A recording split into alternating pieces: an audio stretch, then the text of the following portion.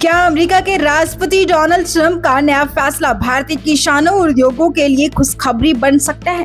America ने कुछ कृषि और औद्योगिक उपकरणों पर आयात शुल्क यानी टैरिफ को 25% से घटाकर 15% कर दिया है। इतना ही नहीं, अगर किसी उपकरणों में 85% तक अतिरिक्त स्टील या एल्युमिनियम का इस्तेमाल हुआ है तो टैरिफ सिर्फ 10% रह जाएगा।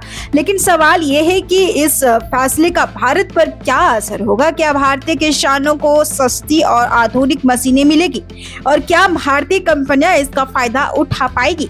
आइए पूरी कहानी विस्तार से समझते हैं। अमेरिकी राष्ट्रपति डोनाल्ड ट्रंप के प्रशासन ने कृषि और औद्योगिक उपकरणों पर लगने वाले आयात शुल्क में बड़ी कटौती का ऐलान किया है।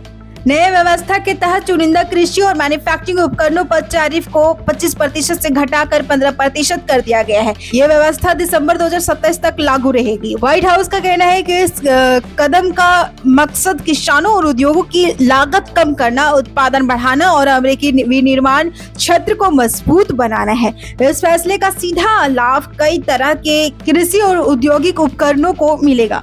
इसमें शामिल है कंबाइन हार्वेस्टर, कृषि machinery, bulldozer, mobile industrial machinery, अन्य भारी उपकरण। पहले इन उत्पादों पर 25% टैरिफ लगता था, लेकिन अब ये घटकर 15% हो जाएगा। इससे अमेरिकी बाजार में इन मशीनों की कीमत कम हो सकती है और किसानों व उद्योगों को नई तकनीक अपनाने में आसानी होगी। ट्रंप प्रशासन ने सिर्फ टैरिफ कम नहीं किया, बल्कि घरेलू उद्योग को बढ़ावा देने के लिए एक अतिरिक्त प्रोत्साहन भी किया है। अगर कोई विदेशी निर्माता अपने उपकरणों में वजन के हिसाब से कम 85% अमेरिकी स्टील या एल्युमिनियम का उपयोग करता है तो उस पर टैरिफ घटाकर सिर्फ 10% कर दिया जाएगा। लेकिन इसके लिए कुछ सख्त शर्तें भी रखी गई है। स्टील अमेरिका में ही पिघलाया और ढाला होना चाहिए, जबकि एल्युमिनियम भी अमेरिका में ही प्रगलित ढाला गया होना चाहिए। यानी ट्रंप प्रशासन एक तरफ आयात को आसान बना रहा है तो दूसरी तरफ अमेरिकी धातु उद्योग को भी मजबूत करना चाहता है। इस फैसले के पीछे कई बड़े कारण हैं। पहला, अमेरिकी किसानों की लागत कम करना और दूसरा, कृषि और औद्योगिक क्षेत्र में आधुनिक मशीनों की उपलब्धता बढ़ाना।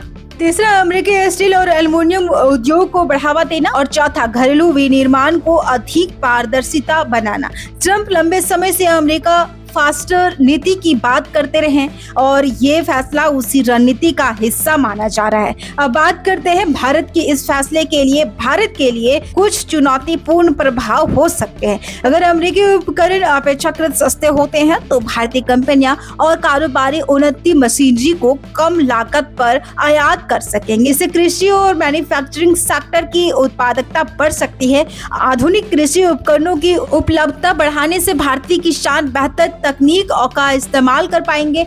इससे खेती की लागत घटाने और उत्पादन बढ़ाने में मदद मिल सकती है। औद्योगिक मशीनरी के कारोबार से जुड़ी भारतीय कंपनियों के लिए नए अवसर पैदा हो सकते हैं, विशेष रूप से वे कंपनियां जो अमेरिकी तकनीक या मशीनरी का इस्तेमाल करती है। हालांकि तस्वीर पूरी तरह सकारात्मक नहीं है।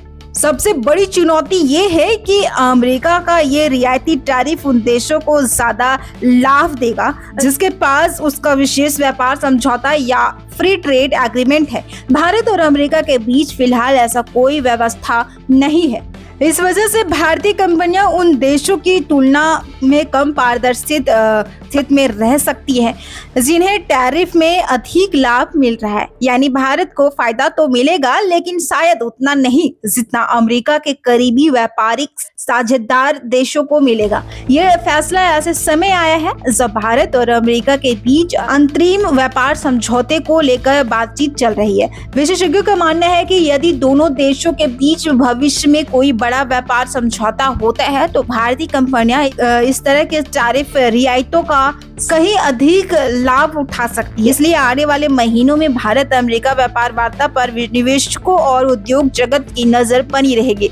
कुल मिलाकर डोनाल्ड ट्रंप का ये नया टैरिफ फैसला अमेरिकी किसानों और उद्योगों के लिए बड़ी राहत माना जा रहा है। 25% से 15% और कुछ मामलों में 10% तक टैरिफ घटने से मशीनरी की लागत कम होगी और आधुनिक तकनीक को बढ़ावा मिलेगा। भारत के लिए भी इसमें अवसर मौजूद है, खासकर कृषि और औद्योगिक क्षेत्र में। लेकिन अमेरिका के पास व्यापक व्यापार समझौते की कमी के कारण भारतीय कंपनियों को इसका पूरा लाभ मिलना फिलहाल आसान नहीं होगा। अब देखना दिलचस्प बात होगा कि आने वाले समय में भारत और अमेरिका के व्यापारिक रिश्ते किस दिशा में आगे बढ़ते हैं और क्या भारतीय उद्योग इस मौके को बड़े अवसर में बदल पाते हैं या नहीं।